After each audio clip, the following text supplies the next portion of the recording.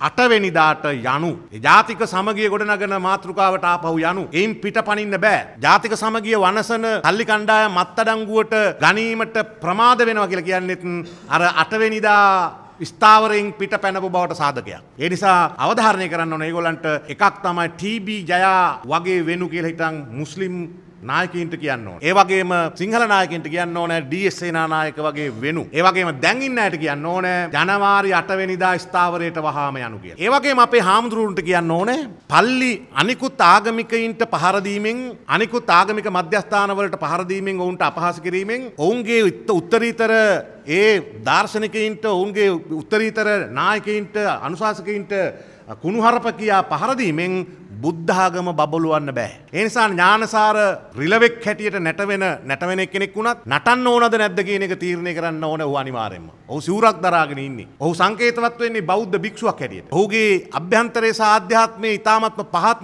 සාමාන්‍ය තිසරණවත් අනුගමනය නොකරන මිනිහෙකුගේ මට්ටමටවත් නැති බව අපි කවුරුත් දන්නවා සක්සුදක්සේ. නමුත් ඔහුට වගකීමක් තිබෙනවා. ඔහුට අපි අවධාරණය කරනවා ඔහු මේ වනසන්නේ බුද්ධ ධර්මය කියලා.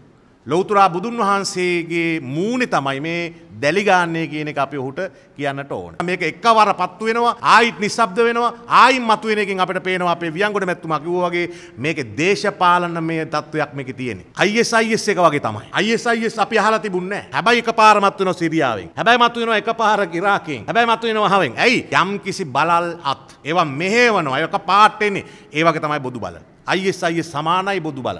ඒ කියන්නේ ක්‍රියාවලිය සමානයි. ඒ වගේ මේකේ ප්‍රභවය සම්පූර්ණයෙන්ම සමානයි. ඒ කියන්නේ කිසියම් හස්තයක් විසින් මෙහෙවනවා. ඒක තමයි යන්න දීලා ටිකක් වැඩේ පටන් අරගෙන ආපහු අකුලන එක වෙලාව. මුස්ලිම් ජනතාව නිසා සිංහල ජනතාවට ඇති වුණු ප්‍රශ්නයක් පදනම් කරගෙන මතුවෙච්ච එකක් නෙමෙයි. එහෙම නැත්නම් ඉස්ලාම් ආගම නිසා බෞද්ධ ආගමට ඇති වුණු වින්හයියක් නිසා මතුවෙච්ච ප්‍රශ්නයක් නෙමෙයි. එහෙමනම් අපි ඒක විසඳ ගන්න ඕනේ. ඒක ඇත්ත. බෞද්ධකම බුද්ධ ධර්මය බුදුන් වහන්සේට වෙන නිගාව වළක්වා ගැනීමේ දැවැන්තතම වගකීම මහානා හිමිවරුන්ට තියෙනවා. මෙවැනි ජාතියේ මිනිසුන්ව බැඳ දමා අවශ්‍ය කරන කටයුතු සිද්ධ කිරීමේ වගකීම.